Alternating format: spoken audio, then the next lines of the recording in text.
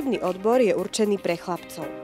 Žiaci sa naučia opravovať jednotlivé časti automobilu ako karoséria, podvozok, riadenie, motor, prevodovka.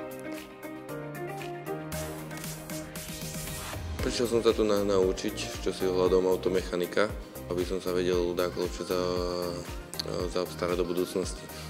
V 3. ročníku je kladený dôraz na diagnostiku a odstraňovanie závad pomocou výpočtovej techniky, nastavovanie motorov, geometriu náprav a podobne. Máme aj nové vybavenie v dielne, aj nové dielne máme, čiže sa teším tak obzvlášť na tie praxe tu na. Odporúčal by som túto školu aj žiakom ostatným, je to tu na vynikajúce.